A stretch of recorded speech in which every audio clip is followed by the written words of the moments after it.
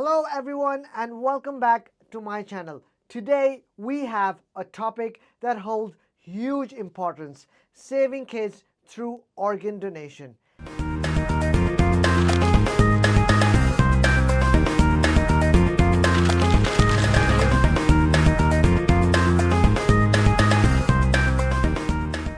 Every year, many children all over the world are in need of life-saving organ transplants. And today we will discuss how you can make a difference in their lives. First of all, let's talk about organ. So what is an organ? Organs are just like machines. Our bodies are made up of lots of working parts. For humans, these working parts can be called organs. Now, what do the organs do? Like a machine in which small parts work together to make the machine work, all of our organs work together in our body to make it function.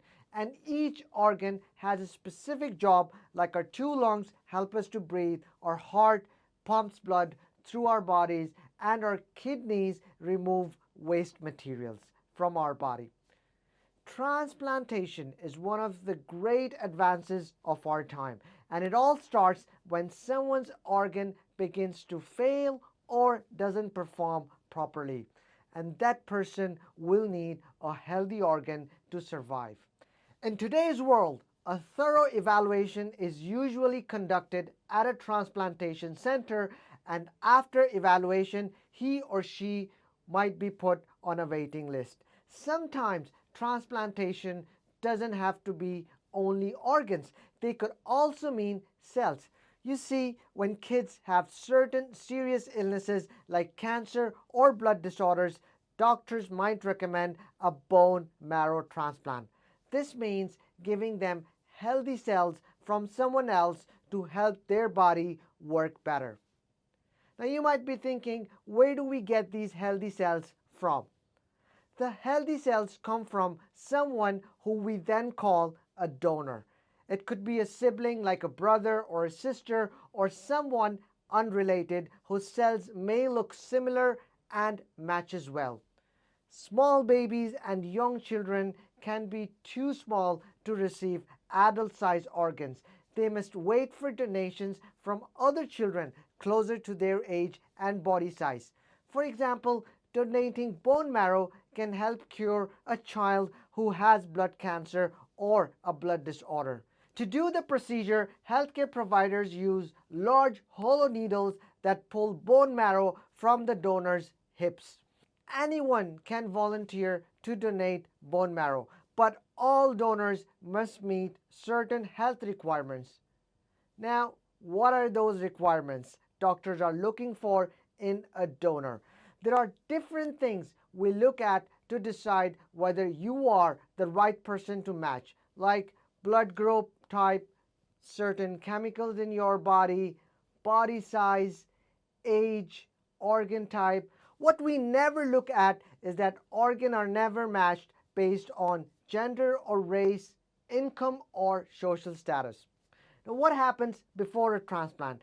If you have been told your child needs a transplant, your first step is to visit a transplant center. The healthcare team will check to make sure that your child is healthy enough to have surgery and take the medicines needed after the transplant. These will include blood tests, x-rays, and other tests, and can take a few weeks or even months. If the transplant team decides your child is a good candidate, the next step is to find a specific organ. In most cases, the organ usually comes from a close relative or friend who has a matching blood type. While you wait for a transplant, it is very important to keep your child as healthy as possible. That way, they'll be ready for transplant surgery when the time comes. Now, what happens after a child receives an organ transplant? Now, after the transplant, it will take some time for the body to heal, and the child may have to stay in the hospital for a few days. The child will also need to take medicine every day to keep themselves healthy and make it easy for the body to accept the new organ. If all goes well, then they can hopefully get better from their illness. The need for organ donors is greater than ever. In all over the world, there are many children on the waiting list for a transplant, and every minute someone is added to the list. One donor can save or improve up to 8 lives and more than 50 people or more through the eye or tissue donations. Every day, many children around the world wait for a transplant, hoping for their own happy ending. You can be the reason who makes their happy ending possible. Now, you might be thinking, how can we take action, or what can we do to help these children all over the world? First things first, we need to talk more openly about organ donation, understand its importance, and how it helps save lives. You see, when parents understand, they can help spread the word too. Second, teaching in schools.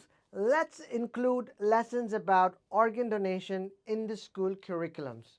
When kids learn early, they can share this knowledge with their families and communities. Third, this is the most important, and that is an easy sign up. Signing up to an organ donor should be very, very simple or made simple.